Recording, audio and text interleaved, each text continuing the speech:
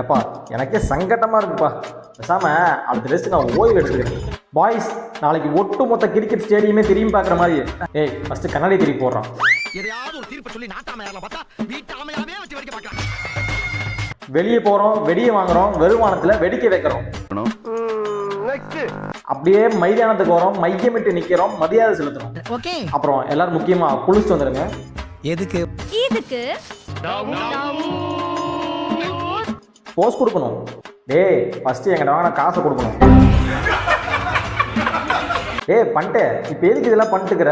இல்லைங்க பாய், நீங்க தான் டெஸ்ட்ல இருந்து ஓய்வு அறிவிச்சிங்க.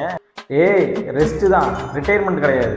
எப்பன்னு இருக்கிற நீ தம்பி, இந்த விளையாட்டு பண்றது வெறியேற்றல நீ ஆஸ்திரேலியா டீமோட வச்சுக்கணும், அண்ணன் வச்சுக்க கூடாது.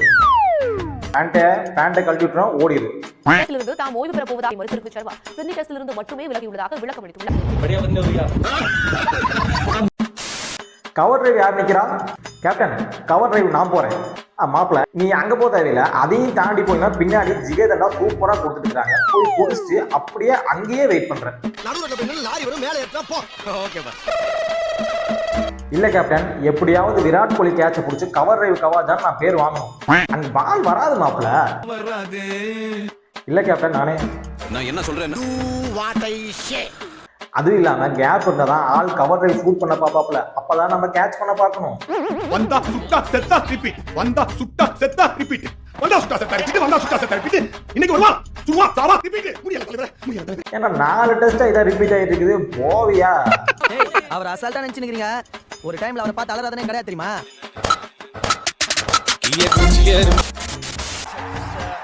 அப்பாடா இவன் அவுட்றான். அவன் கேட்சே பிடிக்கலடா. என்னங்க கேப்டன் அவுட் ஆனதுக்கு அப்பாடாண்டு போறீங்க? யார் ஜட்டு? எல்லாருமே 50 நூறு அடிச்சா நம்ம இப்ப ஆல் ரவுண்டர் ஆகுறது. இந்த பாருங்க எல்லாம் சிங்கிள் டிஜிட் தான். நான் போய் 20 அடிச்சாலே செகண்ட் ஹையஸ்ட் ஸ்கோர்ல வந்துருவேன். ஈஸியா ஆல் ரவுண்டர் ஆயிடலாம். கமெண்ட்ரி எல்லாம் நம்ம பசங்க தான். இப்ப இருக்கிற ஸ்கோருக்கு நான் போய் சிங்கிள் வச்சாலே பூம் பூம் பேட்டிங்லயும் ஃபார்ம் பண்ணுவானுங்க. அவனுக்கு போது என் பேட்டிங் பர்ஃபார்மன்ஸை ஏற்றி விட. சொந்த ஊர்க்காரவன் இங்க நிக்கிறவங்க பூரா சித்தப்ப பெரியப்ப அண்ணன் தம்பி எல்லாம் பங்காளிங்க. என் ட்ரிக்ஸ் இவன் ஃபாலோ பண்ண ஆரம்பிச்சிட்டானே. அது எப்படி மாப்பிள்ள எல்லாம் டப்பு டப்புன்னு அவுட் ஆயிட்டு வரும். ரன் மிஷின் என்னாலேயே முடியல, நீ மட்டும் ஆஃப் செஞ்சுரி அசால்ட்டா அடிச்சுட்டு வரையே. ஏன் திமுங்களா? எப்படி? அதான் நானும் யோசிக்கிறேன். வேற ஒன்றும் இல்லைங்க பாய், நம்ம ஒன்றும் ஸ்ட்ரீட் கிரிக்கெட் ஆடல, இன்டர்நேஷனல் கிரிக்கெட்.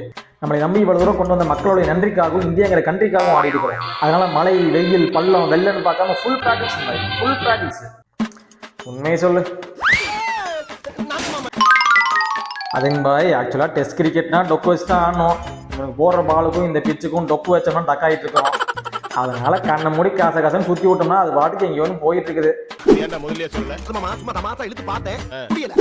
அது இல்லாம அந்த ஆக்சிடென்ட் ஆனதுல இருந்து சாவையே பார்த்துட்டு வந்துட்டேன். அதனால 5 பைசா பயம் இல்லைங்க. எனக்கு இவனுங்க ஒரு மேட்டராகவே தெரியல. அதனால அப்படியே தட்டி விட்டுற வேண்டியதான்.